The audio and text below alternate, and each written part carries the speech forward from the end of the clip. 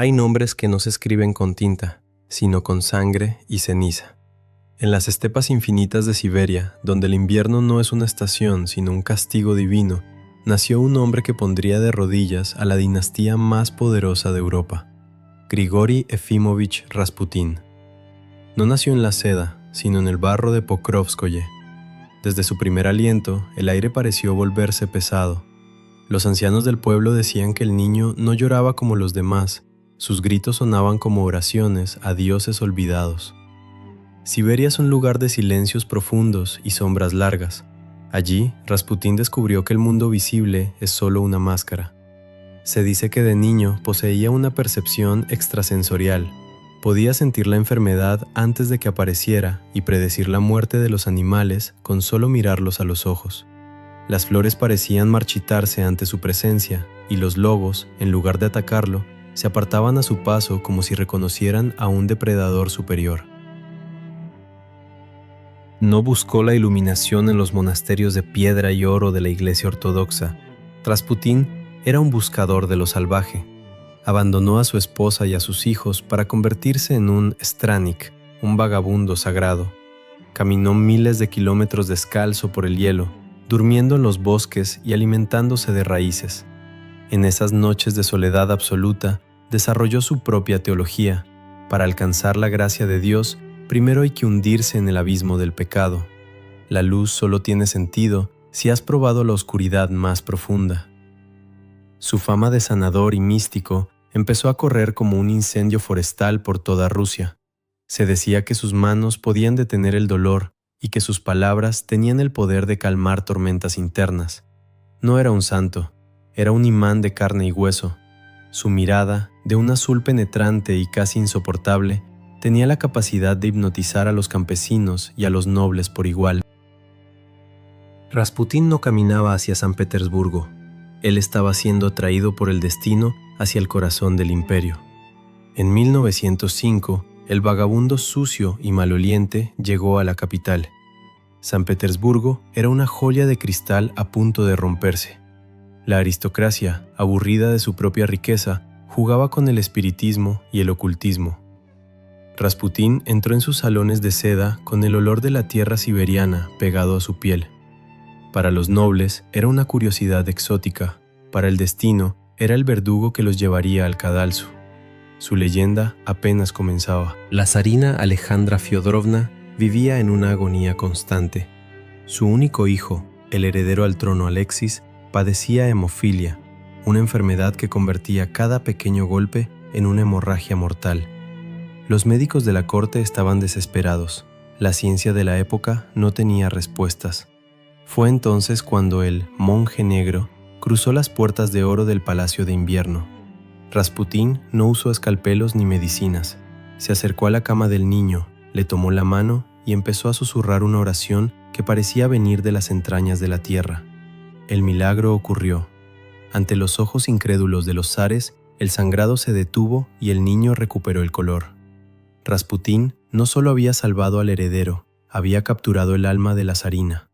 A partir de ese momento, Grigori se convirtió en la persona más poderosa de Rusia después del zar. Ninguna decisión política, ninguna orden militar y ningún nombramiento de ministro se hacía sin su aprobación. El campesino siberiano ahora susurraba al oído de los monarcas, pero el poder atrae al odio. Mientras en palacio era adorado como un santo, en las calles se decía que Rasputín era el amante de la zarina y que practicaba rituales satánicos. Su comportamiento no ayudaba a limpiar su imagen.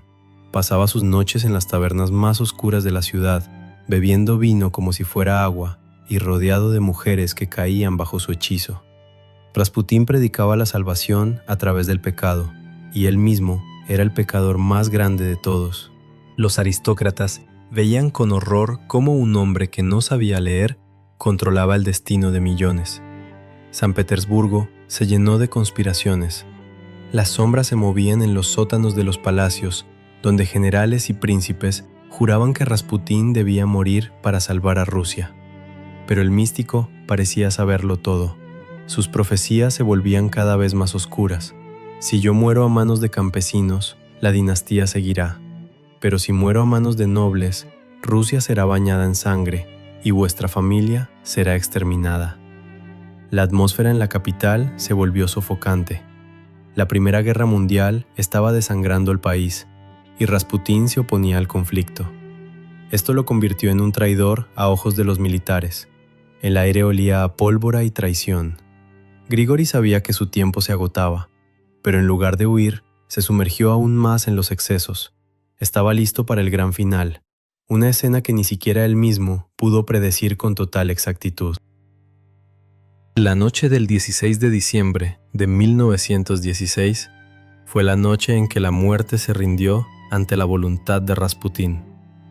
El príncipe Félix Yusupov, el hombre más rico de Rusia y un aristócrata consumido por el miedo, lo invitó a su palacio bajo la falsa promesa de una fiesta. En el sótano, preparado meticulosamente para el asesinato y decorado con una frialdad quirúrgica, Rasputín comió pasteles y bebió vino cargados con suficiente cianuro para matar a 10 hombres en cuestión de segundos. Pero ocurrió lo imposible. El veneno, que debería haber quemado sus órganos, no le hizo nada. Grigori sonreía, pedía más vino y exigía que tocaran la balalaika, su mirada fija en Yusupov, como si supiera exactamente lo que había en la copa. El príncipe, aterrado, comprendió que no estaba tratando de matar a un hombre, sino a una fuerza de la naturaleza que no respondía a las leyes de la biología. Desesperado y al borde del colapso nervioso, el príncipe sacó su pistola y le disparó directamente al pecho. Rasputín cayó pesadamente sobre una alfombra de piel de oso. Los conspiradores celebraron su muerte, creyendo que la pesadilla había terminado, pero cuando Yusupov se acercó al cuerpo para inspeccionarlo, el monje negro abrió un ojo, se levantó con un grito que no parecía humano y empezó a estrangularlo con una fuerza sobrenatural. Rasputín, herido y envenenado, huyó hacia el patio nevado del palacio, recibiendo más disparos por la espalda mientras intentaba alcanzar la libertad. Finalmente, su cuerpo fue atado con pesadas cuerdas y arrojado a las aguas heladas del río Neva. Cuando el cadáver fue encontrado días después, la autopsia reveló el detalle más aterrador de todos: sus pulmones tenían agua. Rasputín seguía vivo incluso después del veneno y las balas. Murió ahogado, luchando contra el hielo hasta su último aliento.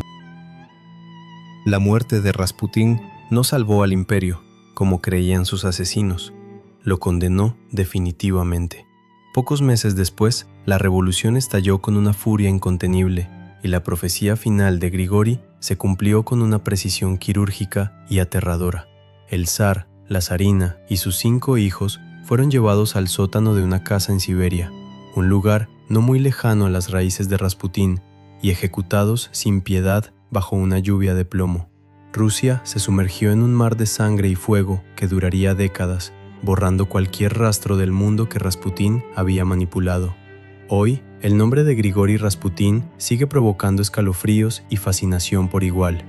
Era un charlatán con suerte, un demonio con forma humana, o un hombre que realmente logró conectar con una fuente de energía oscura fuera de nuestro entendimiento. No hay tumbas que visitar, pues su cuerpo fue exhumado y quemado por las turbas revolucionarias, pero su mirada sigue ahí, observándonos desde las viejas fotografías, recordándonos que a veces las sombras más densas son las que proyectan la luz más duradera sobre la historia de la humanidad. El monje negro se fue, pero el misterio de su poder sigue latiendo en el corazón de cada tormenta que cruza las estepas rusas.